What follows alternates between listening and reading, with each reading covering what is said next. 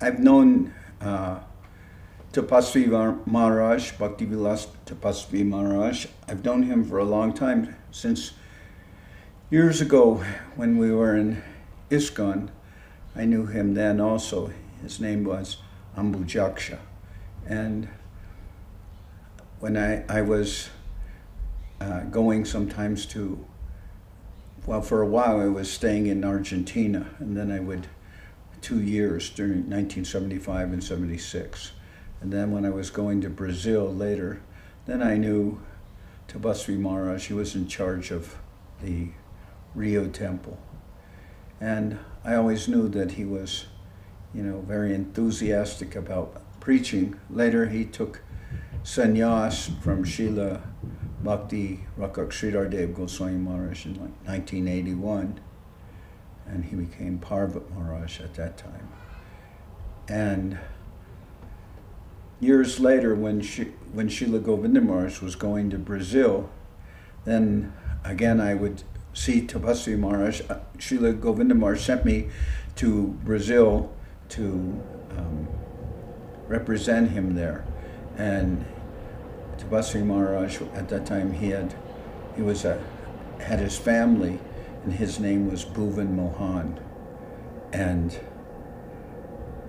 I stayed at his house in Brazil with his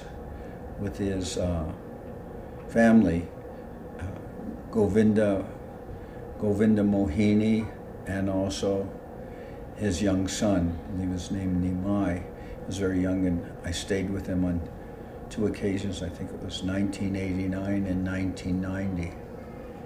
And I remember at that time, and Bhuvan Mohan at that time, or Tapasvi Maharaj, he had a restaurant. I believe the name was Rasa, and he was doing very, very beautiful preaching from the restaurant. And he was also very interested in drama. He always liked to do, liked to do acting, and he would present different plays, and everybody liked the drama that was being presented there. But he was also bringing many devotees to Srila Sridhar Maharaj, and then also later to Srila Govinda Maharaj by his preaching. He's a very, very good, very outstanding preacher. And we were close friends. I was staying with him, and through him, devotees were coming, and I also, at that time, he brought Bimala to the mission, and I met her in Brazil when she was initiated while I was there. And then later, she was sent to Sokel, and she's become one of our more prominent preachers. But the other thing I remember about Tapasvi Maharaj is that he was always very, very competent when it came to presenting literature. I worked in Mexico for a long time, and we didn't have anybody in the Spanish language translating books who was as competent as Tapasvi Maharaj. He translated so many books of Guru Maharaj and also Srila Govinda Maharaj. And it's really, I always very much admired his ability to present the literature in Portuguese. He was really a professional translator, and he also did that job as a living. And he was just outstanding in that way, and he gave so much nourishment to so many people in Brazil through the presentation of the literature. They never had any shortage of having the books of Srila Sridhar Maharaj and Srila Govinda Maharaj and of the Mat. They had no shortage because he could always present the books so competently. Then I always knew him. He always had a very good sense of humor, and it was always very easy to relate with him. We were actually good friends when we would see each other. But I didn't go to Brazil so much after that. I went with Srila Govinda Maharaj when he would visit.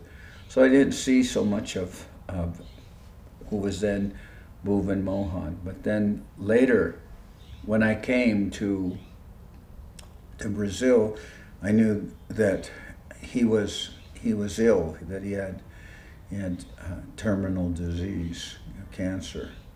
And at that time I was there seeing him, and then I went this last time with Acharya Maharaj. This was when he took sannyas. And Acharya Maharaj was encouraging him, and Acharya Maharaj said that Tapasvi Maharaj should go to India, and then he would give him sannyas. But I talked to Acharya Maharaj. I said, Acharya Maharaj, he's very ill. He won't be able to go to Brazil, and it's really his dying desire to take sannyas, because he was previously sannyas, and then he went to family life, and he had a son, but he is always a good preacher, and it was his desire before he left this world to again take sannyas. And Acharya Maharaj asked me, well, where will he stay? And I said, it doesn't really matter at this point. Even where he was living there, they had, besides the house in the back, they had an extra room. I knew that, and I said, when at this stage of his life, even who takes care of him or sees after him, that's of no consequence, because this is just the man's desire. So while we were there, then Acharya Maharaj gave him sannyas, and I was very happy about that. And he also,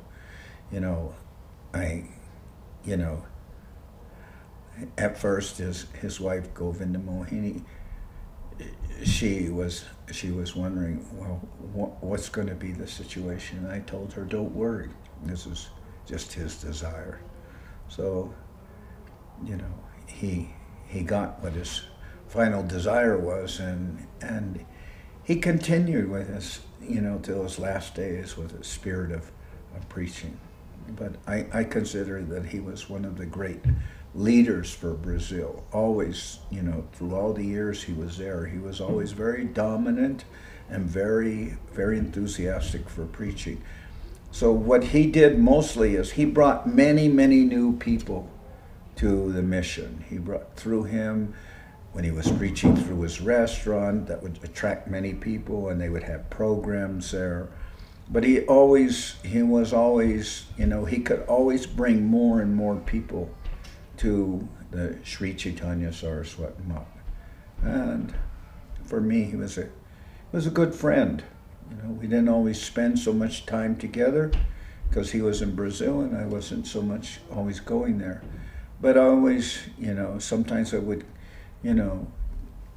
after some time, some separation, I would be able to talk to him or communicate with him. Sometimes I would see him at the Mat when he was healthier, he would go there. But I consider that we had a long-standing relationship, and I knew him, I think, quite well. And anyway, I'm very, happy to be able to speak in his memory and to give some appreciation for him as a person, because I think he was a very good person. This is my memory of him. Jai. Sripad Bhakti Vilas Tapasvi Maharaj Ki Jai. All the devotees of Brazil, Ki Jai.